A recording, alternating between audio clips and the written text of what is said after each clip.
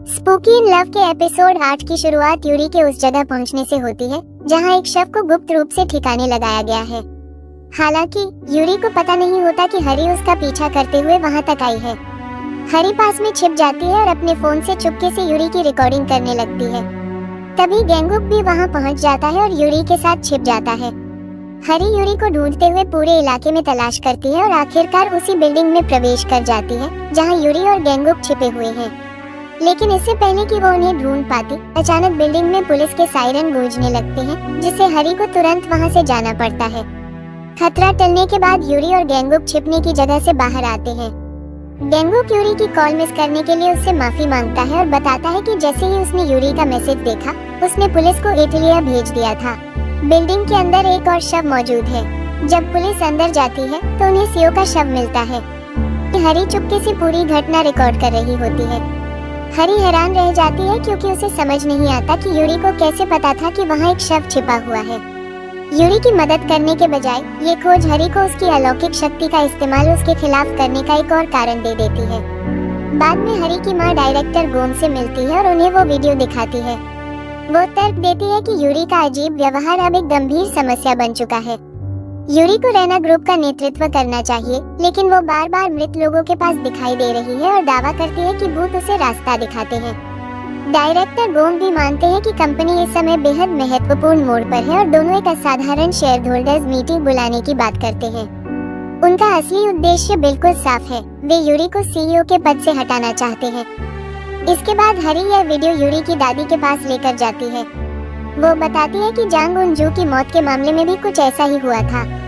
जिस जगह जांग उनजू का शव मिला था, उसके पास यूरी की तस्वीर ली गई थी और अब एक दूसरी जगह पर भी एक शव मिला है जहां यूरी गई थी। हरी जोर देकर कहती है कि यह सिर्फ संयोग नहीं हो सकता। यूरी मानती है कि सीओ वास्तव में मर चुका था और उसका शव वहीं था, लेकिन वो समझाती है कि प्रोसिक्यूटर मा गैंगुक ने वास्तव में उससे मदद मांगी थी क्योंकि मृत व्यक्ति रैना के लिए आर्ट डायरेक्टर के रूप में काम करता था। गैंगुक को उसके साथ आना था, लेकिन उसे देर हो गई, इसलिए यूरी पहले वहां पहुंच गई। हरी उसके स्पष्टीकरण पर विश्वास करने से इनकार कर देती है और यूरी पर बहाने बनाने का आरोप लगाती है। आखिरकार यूरी की दादी हरी को वहां से जाने के लिए कह देती है। वो चाहती है कि अफवाहें और ज्यादा फैलने से पहले यूरी और गैंगुक की सगाई की रस्म जल्द से जल्द कर दी जाए। उस रात यूरी गैंगुक को फोन करती है और अगले दिन उससे मिलने के लिए कहती है। दोनों सिएना हॉल में मिलते हैं, जो यूरी के परिवार के लिए बेहद खास जगह है। यूरी बताती है कि उसके पिता ने ये जगह उसकी मां को उनकी शादी की 10वीं सालगिरह के मौके पर तोहफे में दी थी। उसके पिता ने आर्किटेक्चर की पढ़ाई की थी और इटली की यात्रा के दौरान उसकी मां से मिले थे, इसलिए उन्होंने इस जगह का नाम सिएना रख। यूरी गैंगुक को बताती है कि अगर डायरेक्टर ओहरेना ग्रुप का नियंत्रण अपने हाथ में ले लेते हैं, तो उसे डर है कि वो सिएना हॉल को नष्ट करके उसे एक आर्ट गैलरी में बदल देंगे। उसे डर है कि वो फिर इस जगह की रक्षा नहीं कर पाएगी। गैंगुक तुरंत उसे कहता है कि वे ऐसा नहीं होने दे सकते और वादा करता है कि वो सिएना के लिए भी लड़ेगा। इसके बाद यूरी बताती है कि स्थिति और भी जटिल हो गई है क्योंकि उसकी दादी चाहती है कि अफवाहें और फैलने से पहले उनकी सगाई जल्दी हो जाए। गैंगुक कहता है कि वो वास्तव में सगाई करना चाहता है। फिर वो अपने दिल की बात खुलकर बताता है। वो उसे बताता है कि उसके दिल में यूरी के लिए सच्ची भावनाएं हैं और अगर उससे सगाई करने का मतलब उसके साथ रहना है, तो वो पूरी तरह इसके लिए तैयार है। इसके बाद गैंगुक सोचने लगता है कि वो अपनी दादी को ये बात कैसे बताएगा। वो सलाह लेने के लिए कुपिलदोम के पास जाता है और आखिरकार अपने दोस्त की पत्नी की साजो और राशि की जानकारी का इस्तेमाल करके अपनी दादी को विश्वास दिलाता है कि यूरी उसके लिए एक परफेक्ट मैच है। जब गैंगुक आखिरकार अपनी दादी को बताता है कि वो सगाई करने वाला है, तो वो हैरान रह जाती है और इतनी बड़ी बात उनसे छिपाने के लिए उसे डांटती है। लेकिन जब उन्हें एहसास होता है कि गैंगुक वास्तव में यूरी से प्यार करता है, तो वो उसका साथ देने का फैसला करती है। वो सिर्फ यूरी की साजो और राशि की जांच करवाना चाहती है। जब परिणाम आता है और पता चलता है कि दोनों की अच्छी संगति है, तो वो राहत महसूस करती है। इसके बाद दोनों परिवार रैना होटल में एक औपचारिक मुलाकात तय करते हैं। यूरी की दादी पहले पहुंच जाती है और गैंगुक की दादी भी वहां आ जाती है, लेकिन दोनों में से किसी को पता नहीं होता कि सामने वाली महिला कौन है। इसलिए वे यूरी और गैंगुक का इंतजार करते हुए आपस में बातें करने लगती हैं। गैंगुक की दादी कहती है कि वो अपनी होने वाली पोती की बहू से मिलने का इंतजार कर रही है, जबकि यूरी की दादी कहती है कि वो अपनी पोती के बॉयफ्रेंड से मिलने आई है। जल्द ही दोनों को एहसास होता है कि वे उन्हीं दो लोगों के बारे में बात कर रही हैं। जब यूरी और गेंगुक साथ में पहुंचते हैं तो दोनों ये देखकर हैरान रह जाते हैं कि उनकी दादियां पहले से ही एक साथ बैठी हुई हैं। डिनर के दौरान बातचीत जल्द ही थोड़ी प्रतिस्पर्धा में बदल जाती है।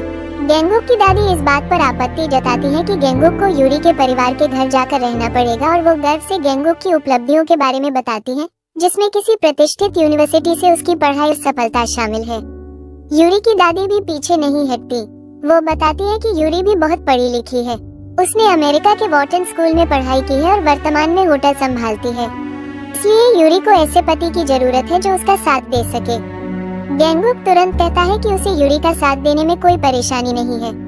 वहीं यूरी भी कहती है कि वो गेंगुक और उसके करियर का समर्थन करेगी। कि दादी घर लौटते हैं। उसकी दादी उससे पूछती है कि उसने यूरी के बारे में उन्हें सब कुछ क्यों नहीं बताया। गेंगुक समझाता है कि उसने झूठ नहीं बोला था, उसने बस हर जानकारी नहीं बताई थी। इससे भी महत्वपूर्ण बात यह है कि वो अपनी दादी से अपने फैसले पर भरोसा करने के लिए कहता है, क्योंकि वो सच में यूरी को पसंद करता है। आखिरकार उसकी दादी मान जाती है। गेंगुक अपने साथियों के साथ इस खुशी को सेलिब्रेट करता है। उसी रात वो यूरी को फोन करता है और अगले दिन डिनर के लिए बुलाता है। वो उससे कहता है कि सगाई से पहले वो उसके साथ कुछ महत्वपूर्ण करना चाहता है। अगले दिन दोनों एक रेस्टोरेंट में मिलते हैं। गेंगुक यूरी को बताता है कि एक मशहूर फुटबॉल खिलाड़ी ने इसी जगह अपनी पत्नी को प्रपोज किया था।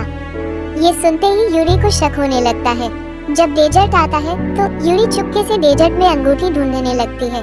गेंगुक उसे देख लेता है और बताता है कि उस फुटबॉल खिलाड़ी ने कथित तौर पर अंगूठी आइसक्रीम के अंदर छिपाई थी। इससे यूरी को और भी यकीन हो जाता है कि गेंगुक उसे प्रपोज करने वाला है।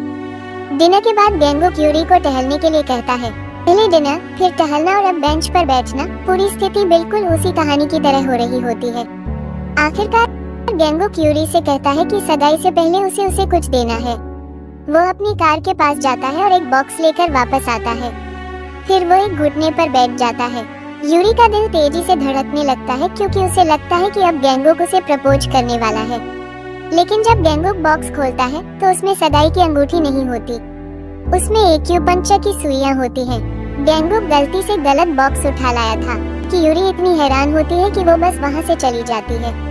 बाद में यूरी एक भूत से बात करते हुए स्वीकार करती है कि वो वास्तव में निराश तो नहीं हुई थी, लेकिन उसने अपनी उम्मीदें जरूर बांध ली थी। दूसरी तरफ गेंगुक घर पर बैठा सोच रहा होता है कि उसने सब कुछ कैसे खराब कर दिया। हम ये भी देखते हैं कि उसने को पिलदोम की उंगली में अंगूठी पहनाने की बार बार प्रैक्टिस की थी और उसने हर चीज बहुत ध्यान से तैयार की थी, फिर भी वो गलत बॉक्स लेकर आ गया। इसके बाद एपिसोड गेंगुक से जुड़ा एक बड़ा राज सामने लाता है। उसकी दादी मिनवान और जेहवान की मां को फोन करती है और उन्हें गेंगुक की होने वाली सगाई के बारे में बताती है। बातचीत के दौरान हमें पता चलता है कि गेंगुक को हार्ट ट्रांसप्लांट हुआ था और उसके दिल का डोनर जेहवान था।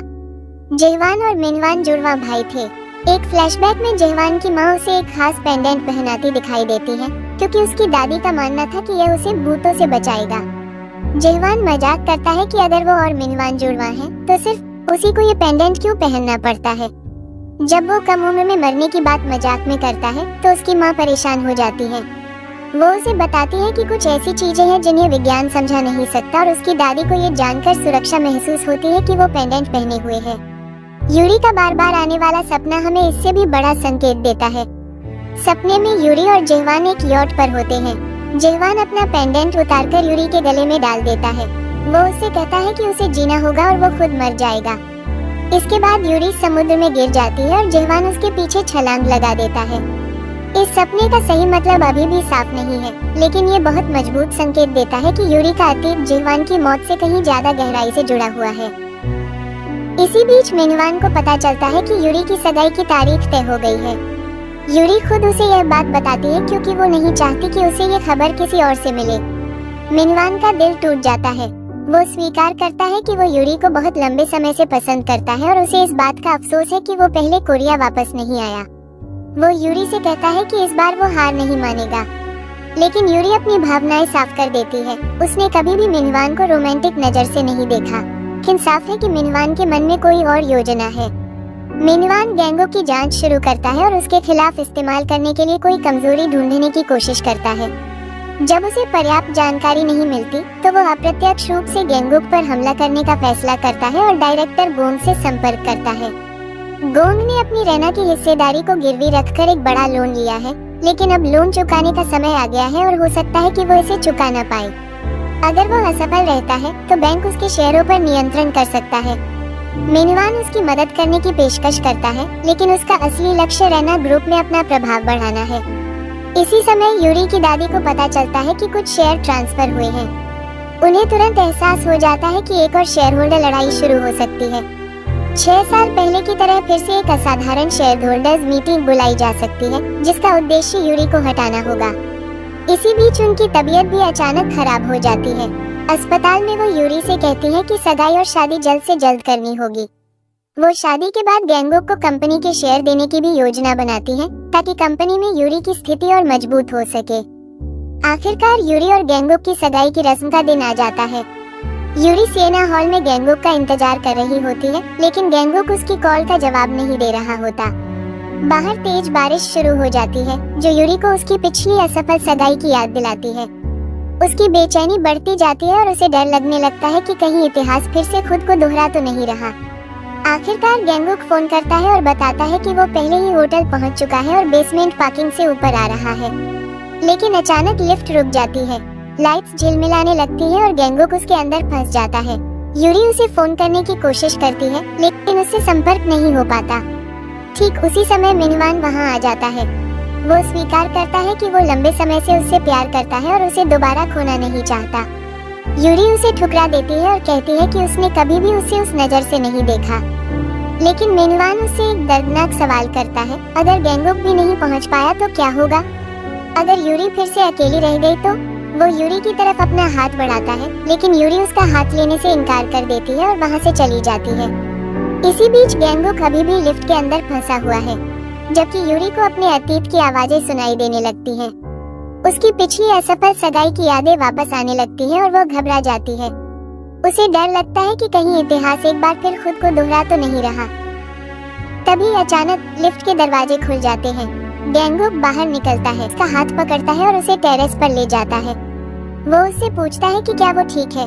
यूरी की आंखों में आंसू आ जाते हैं और वो उससे कहती है कि उसे लगा था कि वो नहीं आ पाएगा।